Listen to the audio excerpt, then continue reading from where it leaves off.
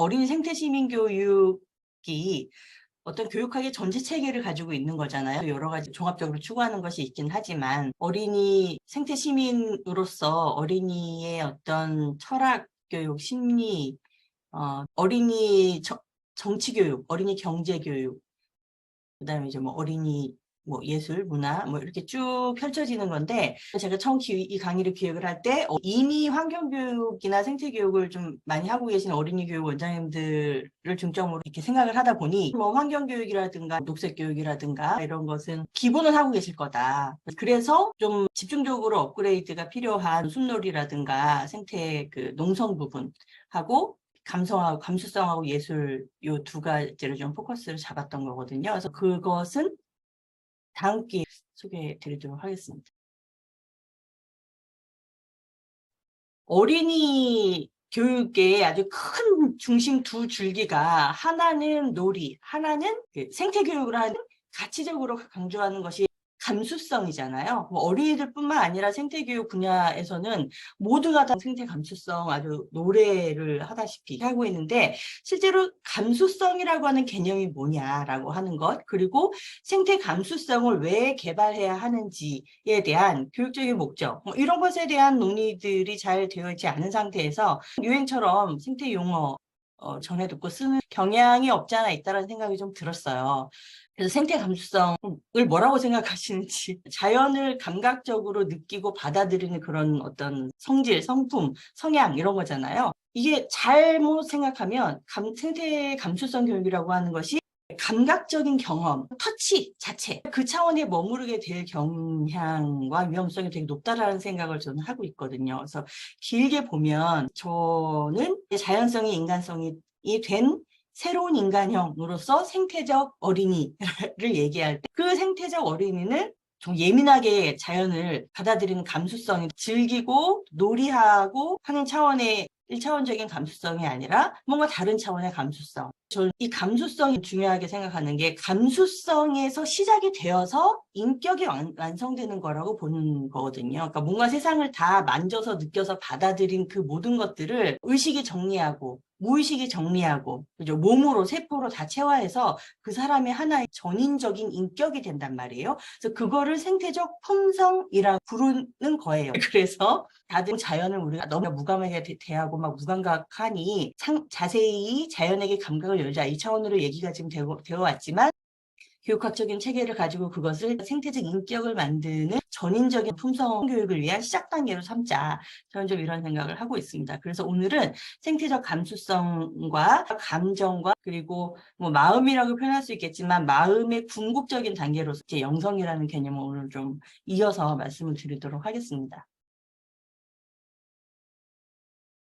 이 표상적인 그림을 놓고 이제 보실 때, 우리가 이제까지 얘기한 어떤 범지구적인 정신이 있다고 치고, 그 범지구적인 정신은 자기 자신으로 존재하려고 하는 의지, 경향성을 그 회전운동하면서 쭉 펼쳐내 왔을 거 아니에요. 그게 우주 전체의 정신이겠죠. 뭐 이제 그 안에서 우리도 어떤 몸을 입은 이 육체로 둘러싸인 존재로서 같이 소용돌이 치고 연결되면서 그 범지구적 정신 우리 안에 갖고 있기도 하고, 그 정신의 장 안에서 그것이 우리의 몸을 관통하기도 하고 막 이러고 있겠죠.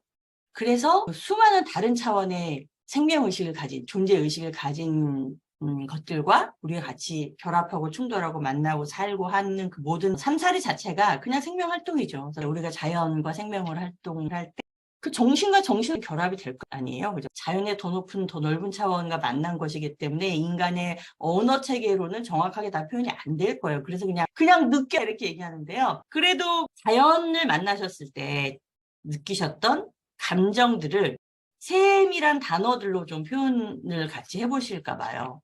좋은 감정도 있고 조금 서글픈 감정도 있고, 그냥 사진을 좀 같이 보셔요. 그냥 어떤 마음이 드시는지를.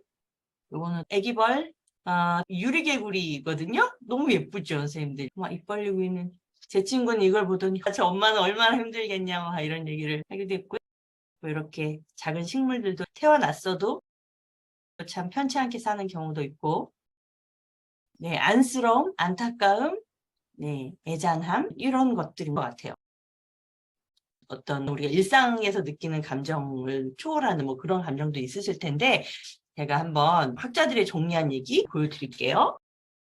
일단 자연주의 교육 철학자들과 생태 철학자들이 한 이야기들을 정리해 드리면 우리 그 자연주의 대안교육의 아버지 루소가 얘기한 것 같은 경우에는 뭔가 안 좋은 애들을 봤을 때 연민이나 측은지심 막 이런 거를 느끼기도 하고요.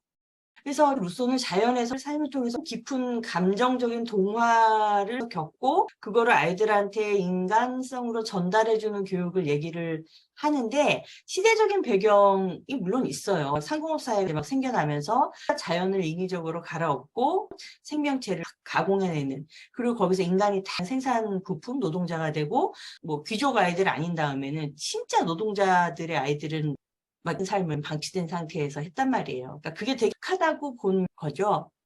그래서 당시 자연 상태에서 선한데 타락한 자연으로서의 사회가 등장하면서 인간이 서로 비정해지는 거예요. 그냥 장사꾼, 자연을 막 돈으로 계산하는 사람, 자기 인간성조차도 노동력으로 환산하는 비정한 사회가 그 사회 전체의 정신이다. 이렇게 보면서 그 사회에 대해서 반하는 자연이 인간을 대하는 마음, 그래서 특히 다른 어떤 마음보다도 연민과 동정이라고 하는 것에 크게 방점을 두었던 거 아닐까? 뭐 이렇게 이제 해석을 하는 거죠. 자, 그렇습니다. 그런데 이 연민이라고 하는 말이 이라고도 이제 표현이 되는데요. 동정의 대상을 우월감을 가지고 가여이 여긴다라든가 도와주는 대상으로 객체화한다라든가 그런 개념이 아니다라는 거는 이제 알고 계실 것 같고 우리가 그 교육학, 생태교육학에서 연민이 어떤 역할을 하느냐라고 하는 거를 좀 깊게 보실 필요가 있는데요. 연민은 딴 게 아니라 감정을 이입하는 거다. 근데 어떤 대상이냐 하면 약하고 여리고 가엾은 살려고 애를 쓰는 그런 존재에게 마음에 나도 왠지 모르게 흘러 들어가는 거예요. 근데 아주 깊이 그 대상의 고통받는 마음속에 한 복판에 가 닿는 것. 이거를 연민이라고 정의를 하더라고요. 이거는 가르쳐서 되는 것도 아니고 계산해서 나오는 것도 아니고 어떤 영적인 의식작용이다. 이렇게 보는 거죠. 그냥 나도 모르게 안쓰러워. 저절로 그 사람의 고통을 내 고통으로 막 전이받았어. 이런 것은 이성적인 의식이 하는 게 아니고 그래서 종교적으로 같이 연결을 해서 얘기할 수밖에 없는 거죠. 그래서 라는 개념을 이제 우리가 같은 개념으로 볼 수 있을 것 같아요. 뭐 선한 의지라고도 얘기할 수 있고요. 그래서 이거를 아리스토텔레스 같은 사람은 사랑이다 이렇게 얘기해요. 근데 이게 왜 중요하냐면 이게 사회적으로 하는 역할이에요. 사회 전체 인간 생태계에서 이 남의 고통에 깊이 들어가서 그걸 자기 고통으로 전이받고 그 고통의 한복판에서 함께하는 것. 그 영적인 어떤 사랑이라고 하는 감정이 없으면 어떻게 되냐라고 했을 때 그 생명 정신의 가장 기본적인 본성 얘기할 때 오토포ie시스 했잖아요. 자기 자신으로 살려고 하는. 모든 생명이 다 자기 증식을 하려고 해요. 근데 이게 어떤 조율 장치가 없으면 무한 충돌하는 거죠. 자연이라고 하는 물질적인 제한 상황에서 무한한 자유를 펼치려고 하면 만인에 의한 만인의 투장 상태가 벌어질 수밖에 없는 거잖아요. 그러니까 이 자기애라고 하는 거. 내가 나 자신으로 존재하기 위해서 나를 증식하려고 하는 이 무한한 나를 향한 욕망. 이것을 조절해야 돼요. 생태계도 인간 사회도. 그래서 그걸 이건 좀 아닌 것 같은데 나도 못 살고 상대도 못 살고 우리 전체가 다 멸종하겠는데 라고 하는 것을 본능적으로 느끼게 하는 어떤 장치? 이성 아닌 다른 어떤 인지 차원의 장치인 것 같아요. 그래서 이게 없다면 자기애를 인류가 조절하지 않을 거다. 종 전체의 상호 보호라고 하는 것은 유지되지 않는다. 그래서 우리는 살기 위해서 동정심이라고 하는 것을 타자의 고통에 공감하는 마음을 길러줘야 된다라고 하는. 그래서 이 타자의 고통에 공감하는 마음을 왜곡당하지 않고 정말 순수하게 가장 잘 가지고 있는 세대가 아이들이라고 생각을 하는데 그럼에도 불구하고 지금의 숲교육이 숲에 가서 너무 좋은 것만 보여주고 즐겁고 아름다운 것만 만끽하는 그 감정만 느낄 수 있는 천편일률적인 자연의 장면을 펼쳐 보여주면 아이들은 가여운 동물 왠지 모르게 너무 힘들지만 나 여기 개미집 뭐 얘네 파는 거 도와주고 싶어 뭐 이거를 하는 것보단 난 그냥 깨끗하게 아주 잘 펼쳐진 쾌적한 환경에서 자연을 즐기고 싶어 하는 성향만 갖게 되는 거죠. 우리 책임적 창조도 했지만 책임지기 위해서 노동해야 되고 헌신해야 되고 고통을 감수해야 되잖아요. 근데 그걸 기피하는 정서가 생긴다라고 하는 거예요. 그래서 아이들을 그냥 두셔라. 무수한 생명활동이 아주 세밀하게 다양하게 일어나는 그 자연 현상에 아이들을 직접 경험하게 놔두셔라. 그래야 거기에서 좋은 것만 보지 않고 살면서 애쓰는 동물들을 보면서 동정심이라고 하는 것이 생겨난다라고 하는 거죠. 해결로 치면 살리려는 의지. 네, 그렇습니다. 이 동정심과 연민이라고 하는 것을 동양에서도 맹자가 얘기했죠. 측은지심, 누구한테나 모두에게 있는 생명을 불쌍히 여기는 마음. 근데 이 포인트가 뭐냐면요. 지 못하는 마음. 외면하려고 해도 계속 안에서 솟구쳐 나오는 마음. 그거는 사회가 길러주는 의식적인 판단 가지고 떼어내거나 날려버리거나 할 수 없는 거죠. 그냥 깊은 지구 어머니의 정신과 연결되어서 계속 솟구쳐 오르는 일개 몸으로 둘러싼 존재가 차단해낼 수 없는 생명세계 전체의 마음이라고 하는 거예요. 그래서 못 참는 거예요. 그래서 에리 프롬 사랑의 기술을 쓴 사람도 사랑이라고 하는 것은 제어할 수 없는 것이다. 뭐 이렇게 이제 표현을 하는 거죠. 이 맹자에게서는 어질매 극치에 이른 마음. 그래서 이 측은지심이 없는 사람은 사람이 아니다. 뭐 이런 얘기들을 이제 하게 된 거예요. 선생님들 우리 명확하게 하나 건졌어요. 아이들이 자연을 보면서 직접 만지고 하는 얘기들은 그거 좋은데 그 활동을 통해서 측은지심, 연민, 함께 늘 고통을 외면하지 않는 것 그거예요. 그래서 연민을 느끼잖아요. 그러면 어떻게 되냐면 이게 있어요. 뭐 아프리카에서 아사하는 어린이들 기후재난에 막 떠밀려가는 막 동물들 막 보고 너무 불쌍하다라고 했는데 그 다음 말이 뭐냐면 난 쟤네가 아니라 정말 다행이야. 그러면 그거 대상화하고 있는 거거든요. 그 고통받는 내 눈앞의 생명체에 의식이 되지 않은 거예요. 그냥 그거를 좀 더 가까이 관찰한 것일 뿐이죠. 그래서 연민을 더 한 단계 깊게 끌고 들어가서 동감하게 하는 것이 중요하다. 그리고 사실 이제 동감하게 하려면 식물하고는 제일 좋은 방법은 씨앗서부터 이렇게 태동해서 막 열매가 나서 죽고 하는 걔네들의 삶살이 시간을 같이 돌보면서 그냥 책임적 창조자로서 사는 거고요. 동물도 마찬가지죠. 같이 살아야 돼요. 같이 살지 않으면은 동감할 수가 없죠, 뭐. 그런데 거대한 어떤 물질 있잖아요. 그냥 물불, 흙, 공기, 뭐 이런 것들.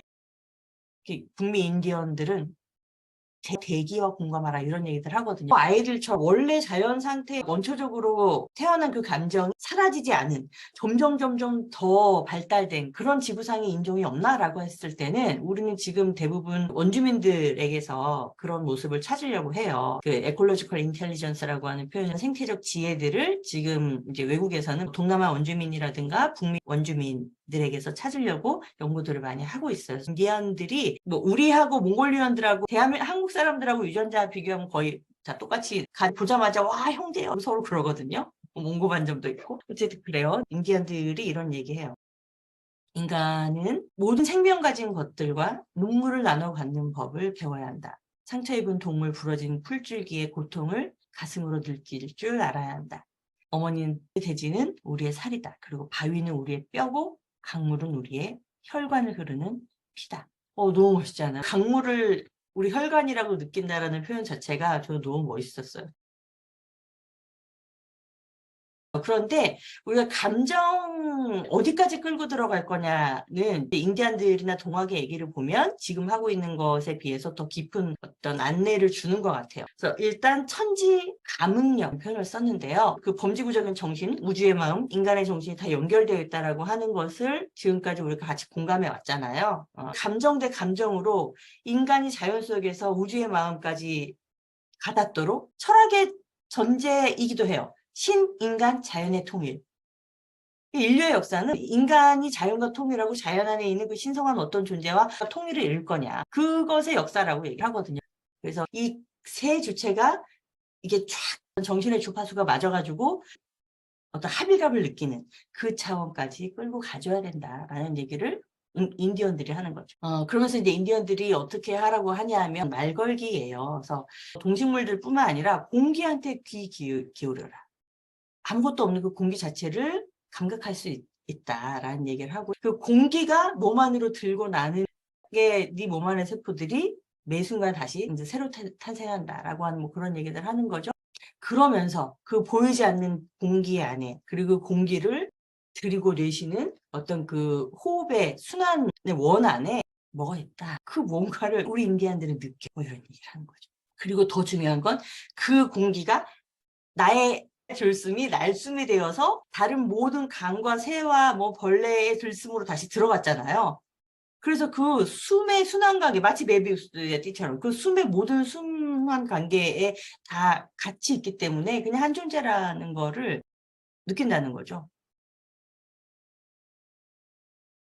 근데 우리가 어떻게 할 수 있는가라고 하는 것에서 이제 힌트를 좀 얻을 수 있는 방법은 뭐냐면, 인디언들은 이성적으로 생각하지 않았어. 우리는 머리가 아니라 가슴으로, 이렇게 얘기해요. 왜냐하면 우리가 근대 이성이다라고 하면, 우리 아리스토텔레스에서 얘기했잖아요. 자연을 인간이 원하는 어떤 3차원적인 개조의 욕구 체계를 봤기 때문에 그 인간 중심적인 세계를 만드는데 부합한 자연 지식이냐 기술이냐 아니냐를 놓고 합리적이다 아니다, 이성적이다 비이성적이다, 이렇게 판단했단 말이에요. 그래서 그 틀 안에서만 보면 그 자연 안에 있는 그 무언가 하고 마음으로 관통하는 그것이 작용이 차단이 되는 거죠. 그래서 포스트 모더니즘이 이성주의를 뭐 해체하자 이런 얘기들을 하는 거잖아요. 이성도 인간의 중요한 특질이고 어쨌든 이성이 창조하는데 굉장히 중요한 역할을 하기 때문에 이성도 중요하지만, 교육받지 못한 인간은 미개하고 정서적이고 감정이 풍부하고 그동안 인류가 이렇게 비하해왔던 그 감정 하는 것을 균형 있게 다시 올려놓자라고 하는 거죠. 그런데 현대 신성 과학을 연구해 보니 어떤 종교의 영역으로 접근할 수밖에 없다라는 것이 인정되는 그 어떤 차원, 이것을 연구할 수밖에 없다, 이렇게 얘기를 하는 거죠. 그래서 이제 신성과학에서 얘기하는 사람들이 그런 거예요. 이성 체계로 옳다 그르다 논리 따지고 이분법적인 체계로 선악 따지면 이 3차원 세계는 반의 세계죠. 밤이 있으면 낮이 있고, 정신이 있으면 물질이 있고, 선이 있으면 악이 있고, 상대성의 세계잖아요. 반반이 계속 이렇게 돌아가는 거란 말이에요. 그러니까 정신이 일면 그에 반하는 물질 작용도 일어요. 그러니까 어떤 물질을 창조하면 그 물질 작용이 일으켜내는 어떤 정신 세계가 또 그에 비등한 에너지를 가지고 등장하는 거죠. 선한 일을 하면 악도 따라요. 그죠? 선한 일이 오기 전에 그래서 악이 오고. 그러니까 그 사람들 하는 얘기가 뭐냐면, 그래서 일원성의 사회로 가야 되는데, 그러려면 그 모든 것이 다 하나로 이렇게 집결해가지고 순환해서 다시 새 것을 내뿜는 공간, 심장으로 생각해야 된다, 뭐 이런 얘기들을 해요. 근데 이 얘기는 너무 이제 과학적인 뒷받침이 되는 설명들을 많이 해야 되니까 그냥 그런 얘기가 있더라라고만 말씀드릴게요. 그래서 자연에게 막 그런 식으로 이제 말을 걸고 다가가고 하다 보면 마음과 마음이 만나는데, 그 지구의 마음이 인간에게 어떤 작용을 하냐 하면, 항상 해겔의 생태 논리를 염두에 두시면 복잡한 것들을 단순하게 해석하실 수 있을 것 같아요. 살려는 의지와 살리려는 의지. 그래서 인간이 자연과 만나려고 하면 원래 어머니 자연은 어머니의 속성은 자식을 살리는 거잖아요. 그러니까 그 살리려는 의지를, 인간 존재를 진화시켜주고 완성시켜주려고 하는 어떤 교육적인 작용을 해온다라는 거예요. 그래서 이런 시가 인디언에게서 나와요. 풀잎들이 햇빛 속에 고요히 있듯이 대지는 내게 침묵을 가르쳐준, 오로엔 돌들이 기억으로 고통받듯이 대지는 내게 고통을 가르쳐주네. 꽃들이 처음부터 겸허하게 피어나듯이 대지는 내게 겸허함을 가르쳐주네. 어미가 어린 것들을 안전하게 돌보듯이 대지는 내게 보살핌을 가르쳐주네. 나무가 홀로 서 있듯이 대지는 내게 용기를 가르쳐주네. 땅 위를 기어가는 개미들처럼 대지는 나에게 한계를 가르쳐주네. 하늘을 쏘는 독수리처럼 대지는 나에게 자유를 가르쳐주네. 가을이면 떨어져 생명을 마감하는 잎사귀들처럼 대지는 내게 떠남을 가르쳐주네. 주고, 봄이면 다시 싹을 틔우는 씨앗처럼 대지는 내게 부활을 가르쳐주네. 눈이 녹으면 자신을 버리듯이 대지는 내게 자신을 버리는 법을 가르쳐주네. 마른 평원이 비에 젖듯이 대지는 내게 친절을 기억하는 법을 가르쳐주고. 자연성이 인간성이 되는 게 이제 뭐라는 거를 더 쉽게 이해해주는 기도문인 것 같아요. 그래서 아이들한테 자연 활동을 하고 나면 재밌었어요 이거 아니고, 자연에서 어떤 느낌을 받았는지를 자기의 표현 방식으로 저렇게 풀어내게 하는 과정을 반드시 붙여주시면 좋겠다, 뭐 이런 생각을 하는 거죠. 네, 그래서 어쨌든 그 자기의 존재를 더 높게 진화시켜주는, 더 완성시켜주는, 우리가 뭔가 더 나은 성장을 할 때 어떤 이 세계와 내가 통일된 감정, 환희, 즐거움을 느끼잖아요. 그게 완전한 자연과의 통일에서의 어떤 그 행복감으로 드러나는 것을 황홀이라고 하는 표현으로 동사무 철학자들이 썼다라고 하는 거죠. 칸트가 그런 얘기예요. 인간이 자연을 볼 때 느끼는 감정은 하나는 자연에 가면 너무 청량하고 깨끗하고 막 시원한 바람, 맑은 공기 하잖아요. 그래서 쾌적함을 느낀다. 그게 이제 1단계. 그 다음에 그 아늑한 상태에서 자연을 감상을 하면 그 세세한 아름다움들이 들어와. 근데 그 아름다움이 더 깊어지면 광야가 아름다운 거. 더 넓게 더 많이 큰 시각으로 위대한 자연을 보면 아, 자연은 참 내가 감히 범접할 수 없는 것이구나. 그래서 숭고하다라고 하는 걸 느낀대요. 숭고함. 그러니까 내가 어떻게 돼야 되겠다? 내가 다 알 수도 없고 내가 함부로 뭔가 지배하거나 할 수도 없는 나보다 더 큰 위대한 존재구나라고 하는 걸 아는 거죠. 그래서 경이로움을 얘기한대요. 사실 이 칸트의 생태적 감정 단계와 잘 끌고 가는 성공이에요. 그래서 칸트는 이걸 경이로움이라고 얘기하지만 뭐 루소나 노자 같은 경우에는 어떤 존재 합일의 그 뭐랄까요? 아주 완전 통일됐을 때의 그 감정, 뭐 황홀감, 종교적 엑스타시 같은 거죠.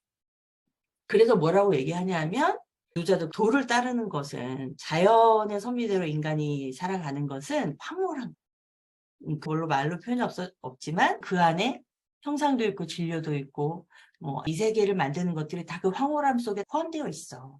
그 황홀한 감정이 오는 곳 그것이 바로 만물이 생겨나는 시작점이야. 뭐 이런 얘기들을 하는 거죠. 오늘 너무 황홀했어요. 뭐 여기에서 살고 싶어요. 막 이런 말을 하고 갔다. 그날 아이들이. 그럼 성공한 거예요. 그래서 이렇게 감정적으로 자연 안에서 자기 충만함, 내가 온전한 존재로 존재하는구나라고 하는 어떤 감정적 확신을 하는 것. 그러면서 자기 존재를 아는 것. 그러니까 나를 온전히 존재하게 하는 것이 이 자연과의 이런 감정적인 일치 활동을 통해서 나의 마음이 자연의 마음에 합일되어 있어야 하는 것이구나 라고 하는 것을 알므로써 자기를 아는 거 그게 중요하다는 거예요. 그래서 나는 누구인가? 무엇에 의해서 존재하게 되는가? 온전히. 그걸 끊임없이 보라고 하는 거죠. 그래서 인디안들은 너무 의식작용이 잘 되다 보니까 대지의 맥박 그리고 나의 심장 이게 한 박자로 뛴다는 것까지 느낀다라고 하는 거예요. 선생님들 슈만 공명이라고 하는 게 있어요. 그러니까 모든 생명체들은 그 생명체를 만든 유지하게 하는 그 생명체만의 고유한 파동함수를 가지고 있잖아요. 그래서 거기서 막 이게 주파수가 나온단 말이에요. 그러면 그 모든 생명체들이 합쳐진 지구도 그 모든 지구에 있는 생명체들을 온전하게 잘 살도록 하기 위해서 그것들이 합쳐진 그러나 그 이상인 지구가 내뿜는 지구 고유의 주파수가 있다라고 하는 거죠. 그래서 지구 주파수가 변동된 것에 따라서 밤이 되면 모든 생명이 다 같이 이렇게 졸려지고 아침에 또 밝은 주파수가 나오면 거기에 따라서 또 해 뜨면 저절로 눈 떠지고 한다라고 하는 거예요. 근데 그것 숲에 계곡물이 막 흐르는 소리, 새가 치치치치치치 빼빼 하는 소리, 그 모든 세상에 나는 운율 있는 소리들, 각자의 생명체들이 지구 어머니의 거대한 그 맥박에 뛰는 에너지 파동과 같이 호응하는 그 박자라고 하는 거죠. 근데 그걸 인디안들 느꼈다는 거야. 내 심장이 뛰는 것과 지구 어머니의 이 파동함수가 같이 뛰는 여기까지 가면 인류는 정말 지구가 된 거죠. 자기가 지구라는 걸 깨달은 거죠. 네, 그렇습니다. 그래서 그 경험들이 이런 시로 나오는 거죠. 자기가 막 약초가 되고 뭐 구름이 되고 막 이런. 자, 그렇습니다. 그래서 우리도 공감을 좀 해봐야 되잖아요. 그렇게 큰 자연과 내가 어떻게 하나인지 조금 더 멀리 나가서 지구를 한번 볼게요. 네, 이게 알래스카에 있는 만이죠, 만. 이건 나일강이잖아요. 위성에서 찍은 거예요, 지구를. 캐나다에 있는 무슨 섬이네요. 이게 전 지구에는 어떤 실제 지역들이 거니까요. 이거 꼭 벌레가 막 기어가는 것 같잖아요. 금가루 뿌려놓은 것처럼 너무 예쁘죠. 여기는 사하라 사막이네요. 여기도 사막이고 여기는 오만. 네. 아, 어떻게 이렇게 이쁠 수가 있을까요? 여기도 오만인데요. 생명나무 프랙탈하면서 말씀드렸었잖아요. 지구에 이렇게 나무 모양이, 그러니까 지형 자체가 뻗어나가는 것도 이 나무 모양 되게 많은 거죠. 그리고 사람 얼굴인 줄 알고 제가 깜짝 놀랐어요. 호수가 저런 식으로 형성이 된 거래요. 아, 이건 더 기가 막히죠. 정말 영락없이 사람 얼굴이잖아요. 이 자연을 어떻게 보여주느냐. 자연을 만나서 어떤 마음을 갖는데 다양한 감정들을 어떻게 갖게 하느냐. 사실 우리가 메타의식을 얘기하지만 생태적 메타 감정이라고 얘기하자면 지금 하고 있는 숲놀이나 숲교육의 차원에서 아이들이 생길 수 있는 감정, 마음은 재미와 즐거움이 다잖아요. 물론 우리가 확인해 본 적이 없어서 모르지만 이미 그들한테는 다른 감정들이 생기고 있겠지만 황홀함까지 갈 수 있는, 그리고 자연의 마음, 우주의 마음까지, 범지구적인 마음까지 가닿을 수 있는 그런 감정 활동으로서 자연을 보여주려면 그 보여주는 방법들이 다채로워야 된다는 거죠. 기술적인 도움이 주는 효과도 우리가 긍정적으로 이용하자라고 하는 거예요. 뭐 아까 저는 동영상보다 사진이 너무 아름다워가지고 되게 감동했거든요. 그 지구 여러 곳을 찍은 사진들. 생태적 미학, 우리 얘기 많이 하잖아요. 근데 이제 그 아름답다라고 하는 미학 기준은 감정작용에서 이제 세워지는 것인데, 그래서 우리가 생태적 미학에서 또 예술 활동이 나오는 거고, 그럼 그 아름답다라고 하는 것을 느낄 수 있는 저 신비하다, 경이롭다, 두렵다, 눈물나게 아름답다, 안타깝다, 애절할 정도로 사랑스럽다, 뭐 이런 것들을 느끼려면 자연을 아주 가깝게 들여다보거나 아주 멀리서 보거나, 네, 아니면 지구를 넘어서 보거나 하는 것들을 좀 해주셔야 된다고 하는 거죠. 그런 의미에서 보여드렸고요.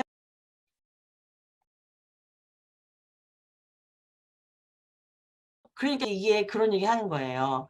인간의 인지체계로 지구에서 사회활동하는 것만으로는, 자연을 감각적으로 경험하는 것만으로는 도대체가 생기는 마음이라는 게 너무 뻔한데, 이 알 수 없는 것들을 감지하는 마음, 근데 그것이 모든 철학이 얘기하는 무극의 지극한 사랑이라고 하는 것을 알게 하려면 이거는 종교적인 차원에서 영성을 얘기할 수밖에 없다. 또 이렇게 가는 거죠. 그 인디언들한테서 그 힌트를 얻는 건데요. 인디언들 뭐 이런 얘기를 해요. 이 생명 대 생명으로 연결되어 있는 거예요. 그래서 그들이 죽으면 우리도 죽는 거. 백인들한테 이런 얘기 하잖아요. 당신들이 들소 한 마리를 죽일 때마다 인디언이 한 명씩 사라지는 거 똑같아.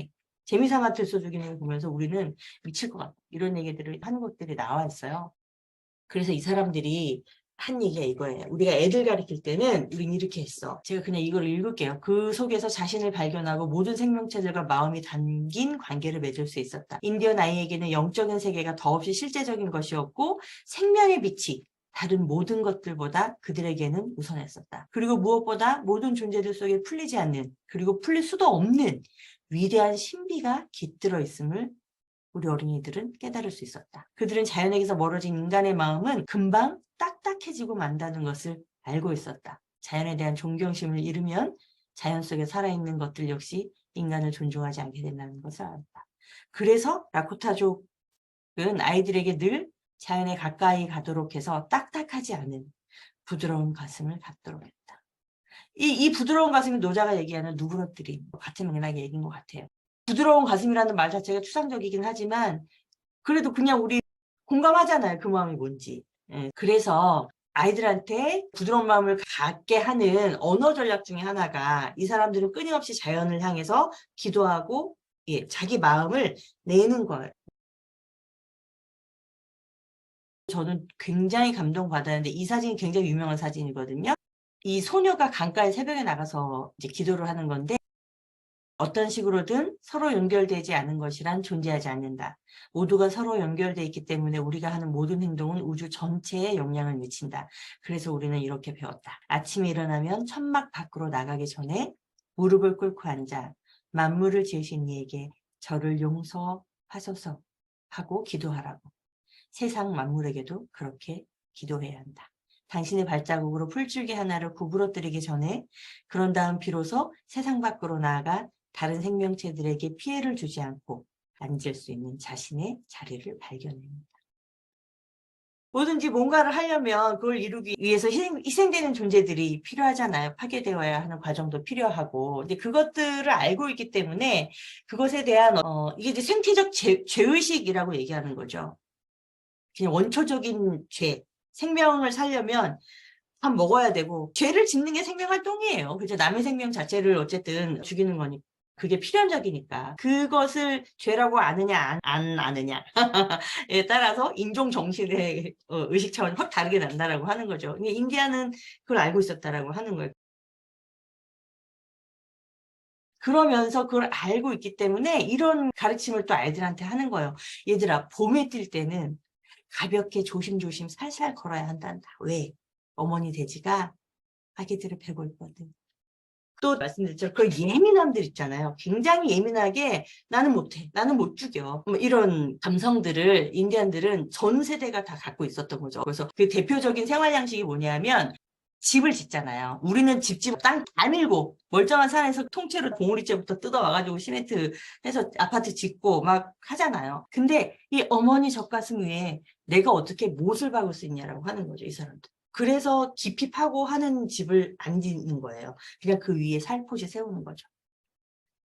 그래서 이제 백인들이 막 침략해가지고 뭐 땅 파라고 할 때 주장 이런 얘기를 한 거죠. 당신들은 나더러 땅을 갈아엎으라고 한다. 나더러 칼을 들고 내 어머니의 가슴을 파헤치란 말인가? 그렇게 하면 내가 죽었을 때 돼지는 자신의 가슴에 나를 맞아들여 편안히 쉴 수 있게 하지 않을 것이다. 당신들은 나더러 돌을 파내라고 한다. 나더러 어머니의 살갗 속에 있는 뼈들을 파내란 말인가? 그렇게 하면 내가 죽었을 때 나는 어머니의 몸속으로 들어가 다시 태어날 수 없을 것이다. 당신들은 나더러 풀들을 자르고 건초를 만들어내다 팔라고 한다. 그래서 얼굴 흰 사람들처럼 부자가 되라고 한다. 하지만 어떻게 내가 어머니의 머리카락을 자른단 말이야. 이거는 완전 천지감응, 완전 물화일체된 거예요. 그래서 이런 비유를 아이들한테 해주시면 좋겠다는 생각이 들고요. 이게 인디안뿐만 아니라 이런 굉장히 예민한 생태적 감수성을 높은 차원에서 갖고 있는 종이 우리 민족이 그래요. 우리나라 동학이에요. 이제 일제 이후로 정말 다 너무 흐트러져가지고 그렇지 그 맥이 같은 얘기를 하고 있어요. 그래서 동학에서 특히 이대 교주 최시영 교주가 무슨 얘기를 하냐면 어느 날 낮잠 자고 있는데 남학신이었잖아요. 옛날에는 애가 이렇게 따닥따닥따닥 끌고 가는 소리가 들리는 거죠. 아, 나 너무 놀랐어. 땅이 막 울려가지고 남학신 막 끌고 가는 그 소리에 어머니 가슴 각이 막 쓸리는데 아프지 않니? 나 너무 마음이 아파서 벌떡 일어났어. 땅 소중히 여기기를 어머니의 살같이 알아. 어머니의 살이 중하냐 버선이 중하냐. 너무 멋있잖아요.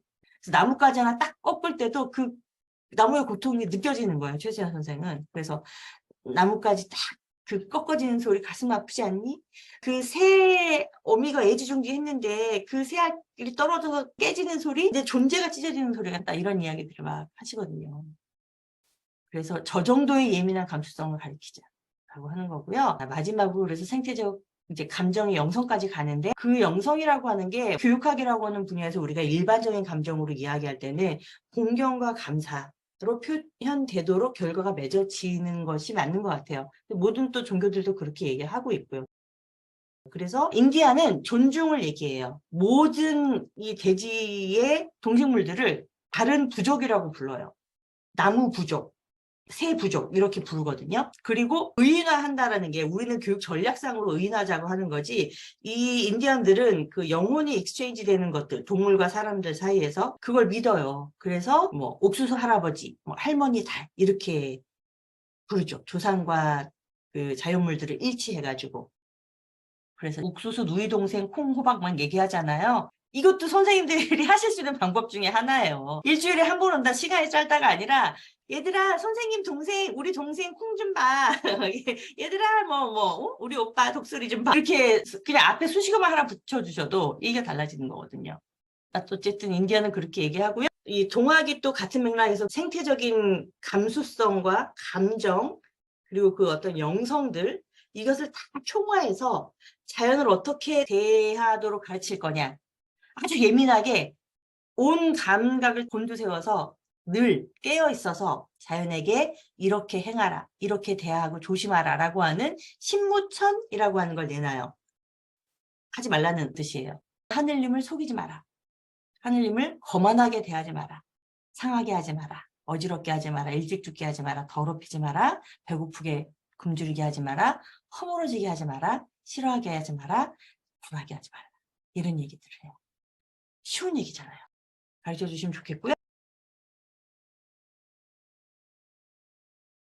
나머지는 이제 예술이에요. 이런 차원의 감정들을 어떻게 예술로 표출하게 하느냐라고 했을 때 선생님들 그 여러 가지 방법들을 하고 계시지만 저는 그런 생각 들어요. 생태적인 상상력. 그러니까 애들이 항상 뭐 선생님들이 막 상호 대화하는 것 같은 자연과 대화를 해주시거나 뭐 보이지 않는 것들 땅속의 세계를 그리게 해주시거나 그리고 어떤 생의 의지, 생명체의 모양들이 아니라 얘가 왜 이렇게 이 활동을 하고 있을까라고 하는 그 생의 의지에 대한 해석과 상상을 스토리텔링을 하게 해주시거나 그런 식으로 좀 상상력을 키워주시고 그렇게 해서 그 상상한 것들을 실제 구체적으로 만들어 보란 얘기예요. 계획하고 모양을 만드는 거죠. 그리고 진짜 물질을 가지고 디자인해보고 어제 텃밭 디자인 보여드렸었잖아요. 그런 것처럼. 그래서 실제로 살 수 있는 어떤 실물들을 모델 개발을 하고 뭐 이런 식으로 하시면 좋겠다라는 건데요. 논에 가가지고 피리 연주하고 그렇게 한다든가 그렇게 자연의 생명활동과 아이들의 몸짓, 예술적인 표현들을 연결하는 교육과정들을 좀 하시면 어떨까 뭐 이런 생각이 드는 거죠.